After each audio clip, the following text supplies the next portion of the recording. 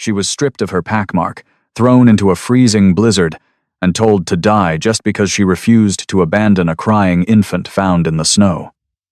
Her Alpha thought he was executing a weak Omega. He didn't know he had just banished the Alpha King's only heir. The winters in the Oregon Cascades were notoriously unforgiving, but for Clara Higgins, the chill of the Silver Pines pack house was far worse than any blizzard. At 22, Clara was the pack's designated Omega, a glorified servant whose only crime was being born to parents who had challenged the current leadership and lost. She spent her days scrubbing floors, mending clothes, and keeping her head down to avoid the wrath of Alpha Dominic Reed. Dominic was a cruel, vain man who ruled his territory with an iron fist and a fragile ego. It was the evening of November 14th when Clara's life ruptured permanently. She had been sent out to the far eastern border to gather winterbane root, a ridiculous and dangerous errand in the middle of a gathering snowstorm. The wind was howling, biting through her threadbare jacket, when she heard it. A faint, desperate sound carrying over the whistle of the wind. A whimper. Clara froze, her own wolf perking its ears. She abandoned her basket and waded through the knee-deep snow, following the sound into a thicket of dead blackberry bushes. There, tucked between the frozen roots of an ancient pine, was a bundle of dark, blood-soaked fabric. Clara dropped to her knees. Her breath hitched as she pulled back the heavy wool. Inside was an infant, barely a few weeks old. His tiny face was blue with cold, his breathing shallow, but what struck Clara instantly was the scent. Beneath the metallic tang of dried blood and the damp smell of the earth, the baby radiated an aura that made Clara's inner wolf instinctively want to bare its neck. It was a scent of raw, unadulterated power, petrichor, ozone, and cedar. "Oh, sweet goddess," Clara whispered, pulling the baby against her chest to share her body heat. She didn't think about the blood. She didn't think about the danger. She only knew she had to save him. Clara sprinted the 3 miles back to the pack house, her lungs burning, the baby tucked safely inside her coat. She burst through the heavy oak doors of the main hall, gasping for air, leaving a trail of melting snow and mud on the pristine hardwood. The hall fell dead silent. Alpha Dominic, who had been sitting by the massive stone fireplace with his beta, Harrison Cole, turned his head slowly. His eyes, a pale, icy blue, locked onto Clara with immediate disgust. "What is the meaning of this, Clara?" Dominic growled, his voice vibrating with alpha command. "You track mud into my hall, and you smell of—" He paused, his nostrils flaring. "Blood. Rogue blood. Alpha," Clara panted, trembling as she stepped forward and opened her coat. "I found him on the eastern border. He was freezing. Someone left him to die." Dominic stood up, crossing the room in 3 long strides. He looked down at the infant, his lip curling into a sneer. The baby stirred, opening his eyes. They were a striking, unnatural amber, glowing even in the dim light of the hall. For a fraction of a second, Dominic recoiled, sensing the sheer density of the child's aura. But his fear quickly morphed into rage. A child this powerful, smelling of unfamiliar blood, was a threat. "That is a rogue's whelp," Dominic spat. "Probably dropped by some feral bitch on the run. Get it out of my house." Clara stared at him, horrified. "He's an infant, Dominic. He will die out there." The room gasped. An Omega did not use the Alpha's first name. An Omega did not raise her voice. Dominic's hand shot out, wrapping around Clara's throat. He lifted her off her feet. Clara choked, her hands instinctively tightening around the baby to protect him from the violent jolt. "You forget your place, Omega," Dominic whispered, his breath hot against her face. "You bring a filthy, bleeding rogue rat into my territory, and you dare to question me? Beta Harrison, take the child. Throw it in the river."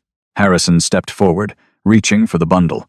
Survival instincts Clara didn't know she possessed flared to life. She kicked hard, her heavy winter boot catching Dominic in the knee. The Alpha grunted in surprise and dropped her. Clara hit the floor, scrambling backward, clutching the baby to her chest. Her wolf, usually submissive and quiet, was snarling, willing to tear out the throat of anyone who touched the child. "No," Clara screamed, her eyes flashing gold. "I won't let you!" Dominic straightened up, his face flushed with a psychotic rage. He wiped a speck of dust from his shirt, his eyes narrowing into deadly slits. "Fine," he said smoothly. "If you love the rogue trash so much, you can die with it." He turned to the gathered pack members, projecting his voice. "Clara Higgins has committed treason against her alpha. She has allied herself with rogue blood. As of this moment, I strip her of her rank, her home, and her protection." Dominic stepped forward and violently grabbed Clara by the shoulder. He dug his claws into the crook of her neck, right over her pack mark. Clara screamed in agony as he violently severed the spiritual bond tethering her to the Silver Pines. It felt like her soul was being shredded through a meat grinder. Blood poured down her collarbone. "Throw her out," Dominic commanded. "If she steps foot on my territory again, kill her." Two massive enforcers grabbed Clara by her arms, dragging her bleeding, weeping form toward the doors. They threw her out into the raging blizzard, slamming the heavy doors shut. The click of the deadbolt sounded like a gunshot. Clara lay in the snow, shivering violently, blood freezing on her neck. She looked down at the baby. He wasn't crying anymore. He was looking up at her with those intelligent, glowing amber eyes. "It's just you and me, little one," she sobbed, forcing herself to her feet. "I won't let us die. I promise." The first 48 hours of exile were a blur of hypothermia, starvation, and pure adrenaline. Clara marched north, away from Silver Pines territory, navigating the brutal mountain passes.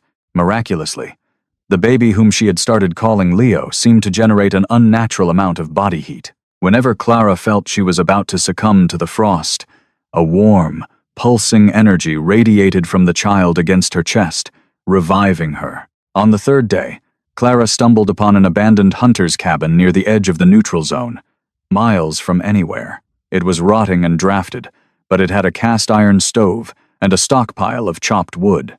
She collapsed onto the dusty floorboards, weeping with relief. Over the next week, Clara fell into a rhythm of survival. She set snares for rabbits, melted snow for water, and fashioned on the baby's left shoulder blade, clear as ink, was a distinct birthmark. It wasn't just a random splotch. It looked exactly like a crescent moon cradling a wolf's paw, topped with a jagged crown. Clara traced it with a trembling finger. She had heard stories, myths whispered among Omegas when the Alphas weren't listening.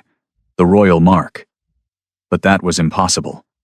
The royal court was in Aspen, Colorado, hundreds of miles away. Why would a royal baby be abandoned in the Oregon woods? 400 miles away, the Alpha King was currently turning the continent into a graveyard. King Silas Montgomery was 28, standing 6'4", a mountain of muscle, lethal grace, and currently unfathomable grief. 3 weeks ago, his life had been perfect. But on a diplomatic trip to the West Coast, his motorcade had been ambushed by a highly organized, heavily armed faction of rogues. They hadn't come for money. They had come for blood. His mate, Queen Genevieve, had been murdered in the chaos, and his newborn son, Prince Alistair, had been snatched from her arms. Since that day, Silas hadn't slept. He hadn't stopped. He had personally executed 30 rogues, tearing through their ranks in his massive midnight black wolf form, searching for a single clue. His kingdom was terrified. The Alpha King was rapidly losing his grip on his humanity, his wolf taking over in a blind, agonizing frenzy to find his heir. "My king." A voice broke through Silas's dark thoughts. It was Gideon Shaw, his lead tracker and closest confidant. Gideon stepped into the command tent, his face pale but resolute. "We found a trail, a faint scent of the Queen's blood mixed with the prince's. It was disguised by winterbane root, but the blizzard washed the masking agent away." Silas stood up, the heavy oak table groaning as he leaned his weight on it. His eyes were completely black, his wolf pacing just beneath his skin. "Where?" "The Oregon Cascades, near the border of the Silver Pines pack. Prepare the guard," Silas snarled, his voice a terrifying, guttural rumble. "We leave immediately. If the Silver Pines Alpha had a hand in this, I will mount his head on my gates." Back at the cabin, Clara's luck had finally run out. It was a Tuesday afternoon. Clara had stepped out to check her snares, leaving Leo asleep in a padded crate by the stove. She was only 50 yards away when the wind shifted, bringing a scent that made her blood run cold. Wet dog, rotting meat, and malice. Rogues. She dropped her rabbit and sprinted for the cabin. She burst through the door, scooping Leo into her arms just as the windows shattered. 3 massive, mangy wolves lunged into the small space, their jaws snapping. These weren't ordinary rogues. They had purpose. They locked eyes on the baby. Clara realized with terrifying clarity these were the ones who had left him to die. They had come back to finish the job. Clara didn't hesitate. She threw herself through the back door, sprinting into the dense forest. She couldn't shift, holding the baby made it impossible, and her wolf was too weak from starvation anyway. She relied on pure human desperation, dodging through the pines, the snarls of the rogues hot on her heels. A heavy paw struck her back, sending her crashing into the snow. She twisted mid-air, taking the brunt of the fall on her shoulder to protect Leo. The baby began to cry, a loud, piercing wail that echoed through the mountains. The lead rogue, a massive gray beast with a missing eye, stood over her, drool dripping from its jaws. It lunged for the child. Clara closed her eyes, wrapping her body entirely around Leo, waiting for the teeth to tear into her flesh. Crack. The sound of snapping bone was deafening. Clara opened her eyes just in time to see the gray rogue violently ripped away from her. The forest had exploded into chaos. 5 enormous wolves, larger than any Clara had ever seen, had descended upon the clearing. They moved with military precision, lethal and terrifying, but it was the wolf in the center that stole the breath from her lungs. He was a monster of a wolf, his fur as black as a starless night. He stood almost at chest height to a grown man. In one fluid motion, the black wolf crushed the skull of the gray rogue beneath his jaws, tossing the lifeless body aside like a rag doll. Within seconds, the other 2 rogues were dead, dispatched by the guard. The black wolf turned slowly, his gaze locking onto Clara. His eyes were the same brilliant, unnatural amber as the baby in her arms. The wolf shifted. Bones popped and reformed in a split second, and a man stood before her. He was covered in blood that wasn't his chest heaving, his dark hair falling over his forehead. The sheer power radiating from him made Clara's chest tighten. It was the same aura that came from Leo, but magnified 1,000 times. Silas Montgomery stepped forward, the snow melting instantly beneath his bare feet. His eyes darted from the torn, bloody blanket in Clara's arms to her terrified face. The scent of his dead mate's blood was on that blanket. Silas's vision tinted red. He didn't see a savior. He saw a filthy, packless rogue holding his stolen son. In a flash, Silas crossed the distance. He pinned Clara against the trunk of a massive pine tree, his forearm pressing against her collarbone, right above her infected rejection scar. "Don't hurt him!" Clara screamed, trying to twist her body to shield the baby from this terrifying stranger. "Where did you get that child?" Silas roared, his voice shaking the snow from the branches above them. "Tell me before I tear you apart piece by piece." Clara, trembling violently, looked up into the eyes of the Alpha King. I found him. I saved him." Silas looked down at the baby. Leo had stopped crying. The infant reached out a tiny, chubby hand, grabbing one of Silas's blood-stained fingers. Silas's breath hitched. The murderous rage in his eyes fractured, replaced instantly by a devastating, raw agony. He dropped to his knees in the snow, pulling Clara and the baby down with him, burying his face in the child's blanket. Clara sat frozen in the snow, her heart hammering against her ribs, realizing with a slow, dawning shock exactly whose child her former Alpha had ordered her to throw away. The journey to the royal court in Aspen, Colorado, was a terrifying blur of roaring helicopter blades and sterile medical equipment. Clara had collapsed in the snow the moment the adrenaline faded, her body finally giving out to the rampant infection festering in her severed packmark. When she woke, she wasn't in a frozen, drafty cabin.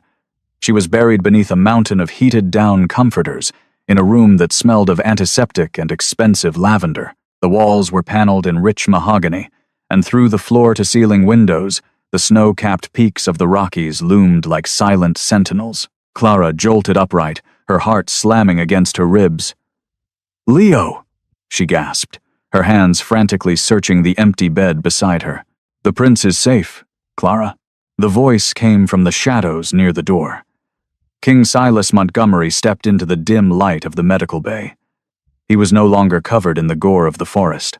He wore a tailored black suit that seemed to absorb the light, his dark hair slicked back, but his amber eyes were just as feral and exhausted as they had been in the woods. Clara shrank back against the pillows, her hand instinctively flying to her neck.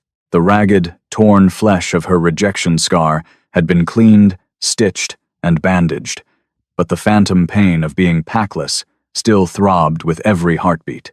"His name is Alistair," Silas continued, walking slowly toward the foot of her bed. "He is the royal heir. And you, Clara Higgins, have a lot of explaining to do." Gideon Shaw, the lead tracker Clara had seen in the woods, entered the room behind the king. He held a sleek tablet, his expression unreadable. "We ran your DNA and your scent profile," Gideon stated, his voice clinical. "You are an unregistered Omega, formerly of the Silver Pines Pack, under Alpha Dominic Reed. Your pack mark was forcibly severed exactly 8 days ago. The wound was heavily infected. Dr. Aris said you were hours away from sepsis." "I didn't steal him," Clara whispered, her voice cracking. "I swear it on the goddess. I found him in the snow on the eastern border of our territory. He was wrapped in a bloody blanket. I tried to bring him to my Alpha. I tried to get him help." Silas's jaw clenched so hard a muscle ticked beneath his cheekbone. And what did Alpha Dominic do when an infant, reeking of royal blood, was brought into his hall? Tears spilled over Clara's eyelashes. The memory of Dominic's hand around her throat was still fresh. He called him rogue trash. He ordered his beta to throw the baby in the freezing river. A low, terrifying growl vibrated through the room. It didn't come from Silas's throat. It seemed to emanate from the very walls of the compound. The temperature in the room plummeted. Silas gripped the metal railing at the foot of Clara's bed, and the thick steel groaned, bending under his supernatural strength. "He ordered my son to be drowned," Silas repeated softly. The quietness of his voice was infinitely more terrifying than a shout. "I fought them," Clara said, lifting her chin, her Omega instincts screaming at her to submit to the king's overwhelming aura, but her human willpower holding her steady. "I kicked the Alpha. I took the baby and I ran. Dominic stripped my mark and threw me into the blizzard to die. The rogues in the woods. They were the ones who left Leo Alistair in the snow. They came back to finish the job." Gideon looked up from his tablet, exchanging a dark, significant look with the king. "My king," Gideon murmured. "Silver Pines territory borders the exact stretch of highway where the Queen's motorcade was ambushed. If a pack of organized rogues moved through that area, Dominic Reed would have smelled them. He would have known they were there." "He didn't just know," Silas snarled, his eyes bleeding to pitch black. "He allowed it. Dominic gave them safe passage in exchange for a cut of the plunder, not realizing they were carrying the Crown Prince. And when the evidence showed up on his doorstep, he tried to bury it." Before Silas could give the order to mobilize, the heavy oak doors of the medical bay swung open. Lady Victoria Sterling, a high-ranking noble wolf from a powerful allied pack, swept into the room. She was breathtakingly beautiful, with icy blonde hair and piercing green eyes, but the sneer on her lips ruined the effect. "Silas, darling," Victoria cooed, pointedly ignoring Clara. "The council is in an uproar.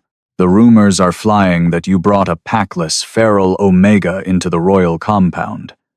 They are demanding the prince be handed over to the royal nannies immediately. It is entirely inappropriate for a rogue to have her scent on the future king." Clara bristled. She might have been an Omega, but she had kept that baby alive with her own body heat and sheer willpower. "She is not a rogue, Victoria," Silas snapped, his tone laced with absolute authority.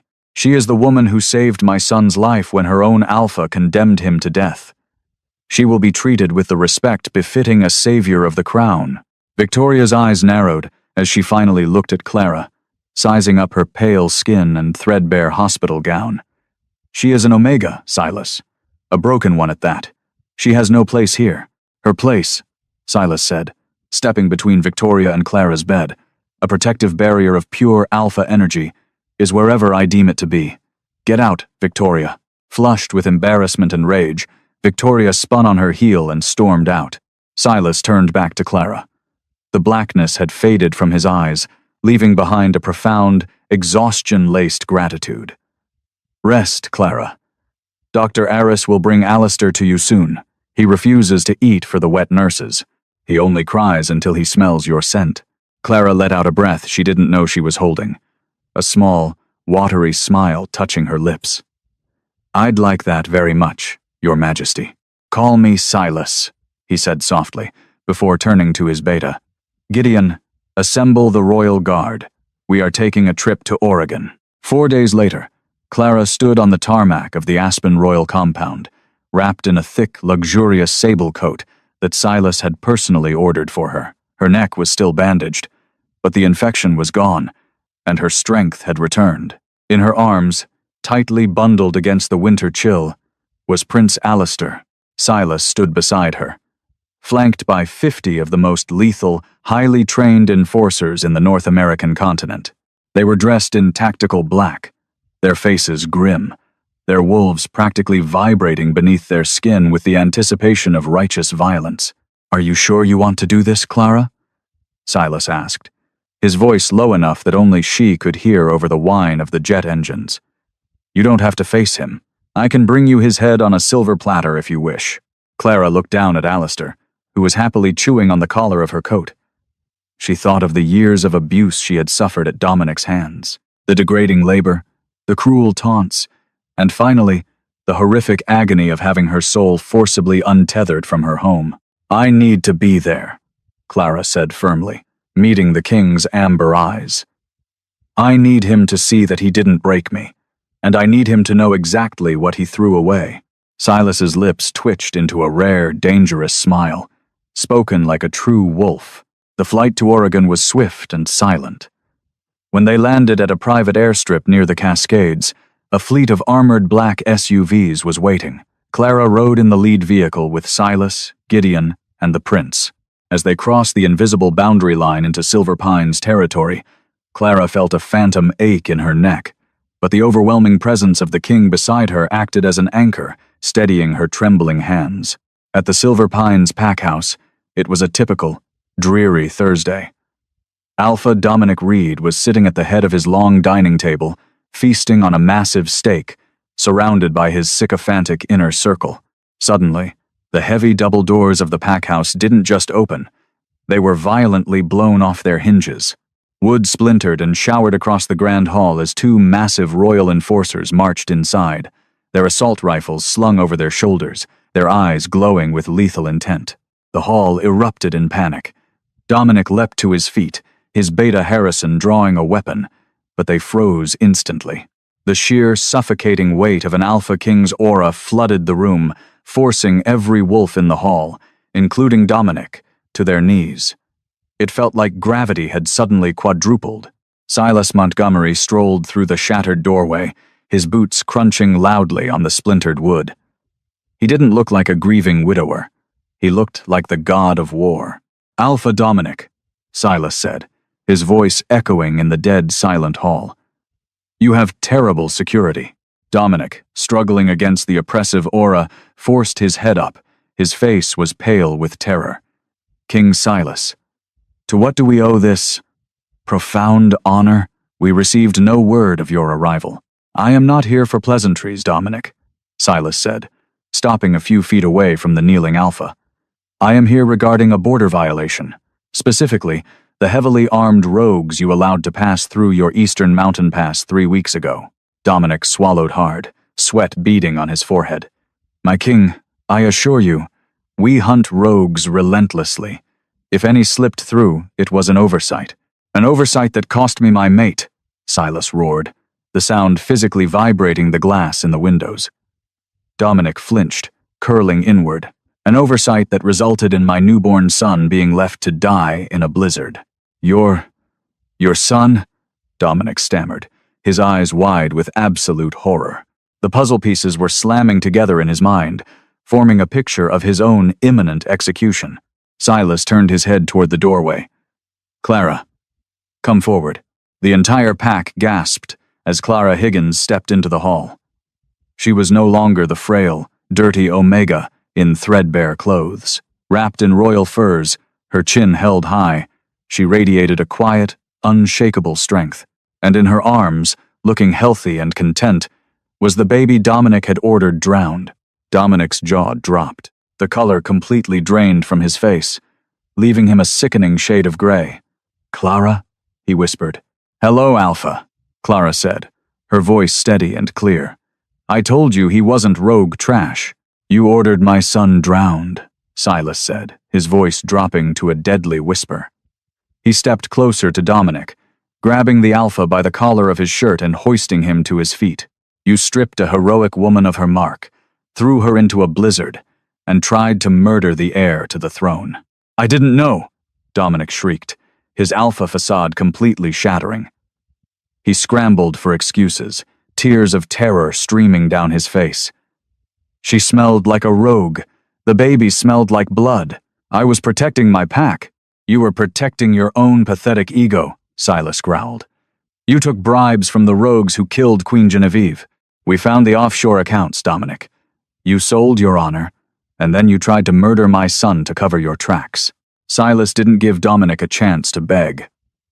With a brutal, fluid motion, Silas drove his fist into Dominic's chest, channeling his raw Alpha power. The sound of ribs shattering echoed through the hall. He didn't kill him instantly. Silas wanted him to suffer the exact pain he had inflicted on Clara. Silas dug his claws into Dominic's neck, violently severing Dominic's connection to the Silver Pines pack. Dominic screamed a high, agonizing sound as his Alpha status was ripped away, leaving him a broken, packless rogue. He collapsed to the floor, weeping and convulsing. Silas turned his gaze to the rest of the terrified pack. Dominic Reed is stripped of his title and banished. He will be thrown into the eastern border blizzards, just as he did to Clara. If he survives the night, he is an enemy of the crown. As for the rest of you, Silas looked at Beta Harrison, who was trembling violently. You were complicit. You are under arrest for treason. My enforcers will dismantle this pack's leadership. Gideon Shaw will act as your interim Alpha until a suitable replacement is found. Silas turned his back on the wreckage of the Silver Pines leadership and walked back to Clara. He gently reached out, brushing a knuckle against Prince Alistair's cheek. The baby giggled, grabbing the king's finger. Silas looked up, his amber eyes softening as they met Clara's. It's done. Your ghosts are buried. Let's go home. The transition back to Aspen was a rebirth for Clara. With the threat of Dominic erased and the silver-tongued nobles of the court silenced by the king's terrifying display of loyalty, Clara finally found peace. She was given a permanent suite in the royal compound, connected directly to the prince's nursery. Officially, she was named the Royal Guardian, a title Silas invented specifically to ensure no one could ever question her authority or rank. Unofficially, she was the heartbeat of the castle. Months turned into a year. The icy halls of the compound thawed under Clara's presence. She refused to let servants do all the work, often found in the royal kitchens baking bread, with a babbling, toddling Prince Alistair strapped to her back. But the most profound change was in King Silas. The grief that had threatened to consume him, to turn him into a feral monster, slowly ebbed away. He found himself seeking Clara out, not just for updates on his son, but for her quiet wisdom, her gentle laugh, and the fierce, protective fire that flashed in her eyes whenever she felt Alistair was threatened. It was late December, precisely 1 year after the blizzard that had changed their lives. Clara was sitting on the thick rug in front of the fireplace in Silas's private study, building a tower of wooden blocks for Alistair to delightfully smash. Silas watched them from his desk, a stack of unread treaties pushed to the side.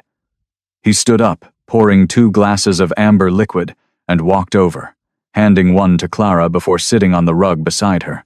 He's getting faster, Silas murmured, watching his son chase a rolling block under the sofa. He shifted his eyes today, Clara said, a proud smile lighting up her face.